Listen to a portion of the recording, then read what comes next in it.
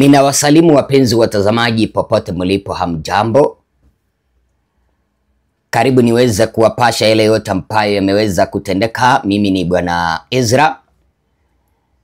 Endapo kuna yeyote mwenye ananipata kwa mara ya kwanza, chukua sekunde 1, 2, 3 mkapige subscription, kwa sababu hiyo ndio njia moja ya kuweza kukuza hichi kituo kiendelee kukaa kikubwa. Hapa ndipo unapata taarifa za kikweli. Ilianza kama uvumi, mpenzi mtazamaji, lakini uvumi huo umeweza kuthibitishwa na Umoja wa Kimataifa, United Nations. Ulianza kama uvumi kutoka Tanzania kwamba miili ya wapendwa wetu ambao waliweza kuuawa ilikuwa inafichwa na serikali ya Mama Samia Suluhu. Serikali ya Tanzania ikakataa taarifa hizo. Ikasema kwamba taarifa ambazo zinaenezwa kwenye mitandao ya kijamii ni za uongo. Lakini sasa hivi taarifa hizo zimeweza kuthibitishwa na Umoja wa Kimataifa kwamba utawala wa Samia, kutokana na halaiki kubwa ya Watanzania ambao waliweza kuwaua, waliamua kuficha miili ya wapendwa ili idadi kamili ya wale ambao waliweza kuwaua kwa mtutu wa bunduki isijulikane. Hata Umoja wa Kimataifa unasema kwamba imewakalia ngumu kuhesabu na kujua ni wangapi ambao waliweza kuuawa na serikali. Kwa nini? Walizima stima, wakazima mtandao Tanzania. Na kipindi ambapo walizima mtandao Tanzania ndio walikuwa wanatekeleza huu nyama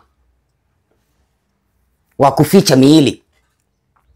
Sasa kulingana na taarifa ambazo zimeweza kutolewa na Umoja wa Kimataifa, na hii ni hatua nzuri, tunaweza tukasema kwamba ni hatua ya kwanza kwa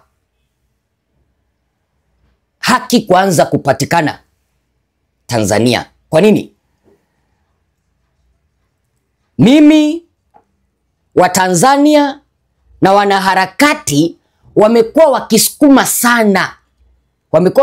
sana kanda za madhira, kanda za mateso kutoka Tanzania, angalau zifikie mashirika mbalimbali ya rubaa za kimataifa, ndiposa haki iweza kupatikana. Na hatimaye hapo jana nilifurahishwa sana na Umoja wa Kimataifa ukisema kwamba wamepokea hizo kanda na wanaanzisha uchunguzi mara moja Tanzania. Lakini hatukukuwa tunazungumzia hilo hapa, mpenzi mtazamaji. Ripoti ambazo tunaomba tuweze kuzungumzia hapa kwenye hii kanda ni ripoti ambazo zilitolewa kwamba kuna taarifa kwamba miili mingine imefichwa Tanzania, ijulikani iliko. Kwa sababu familia nyingi zimekuwa zikiwatafuta wapendo wao, wakipita kwenye mahospitali, wakipita kwenye mochari, hawapati wapendo wao.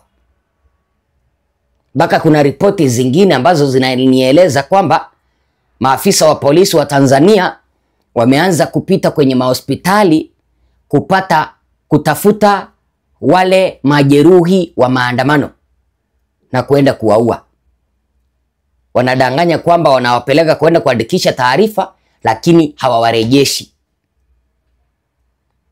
Sasa kulingana na Umoja wa Kimataifa ulisema kwamba taarifa za familia zinasosaka wapendwa wao kila mahali, kwa kutembelea kituo kimoja cha polisi baada ya kingine na hospitali moja baada ya nyingine, ni za kutisha.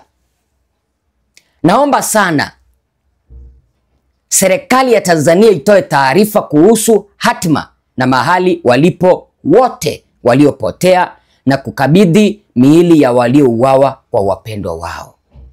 Pia kuna ripoti kwamba vikosi vya usalama Tanzania vimeonekana vikiondoa miili kutoka mitaani na hospitalini na mochari pia, na kuipeleka kwenye maeneo ambayo hayajulikani katika jaribio la kuficha ushahidi. Hizo ni taarifa ambazo zimetoka katika Umoja wa Kimataifa.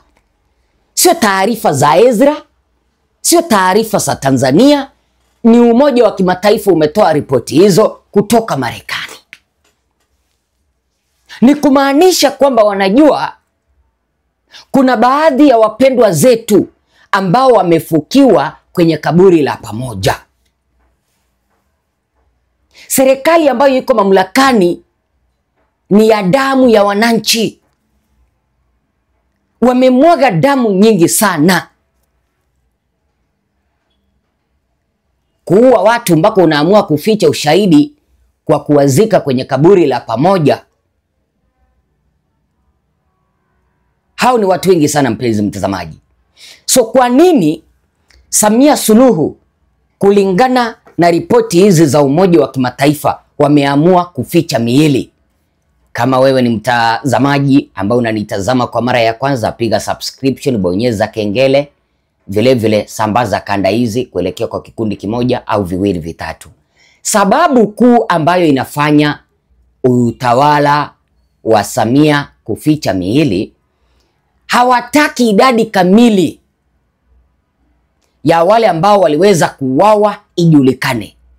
Kwa sababu ikijulikana, mpenzi mtazamaji, Samia atachukuliwa hatua na mahakama za ICC au kipenda mahakama ya Umoja wa Kimataifa, mahakama ya Umoja wa Kimataifa kuhusiana na ukiukaji wa haki za kibinadamu.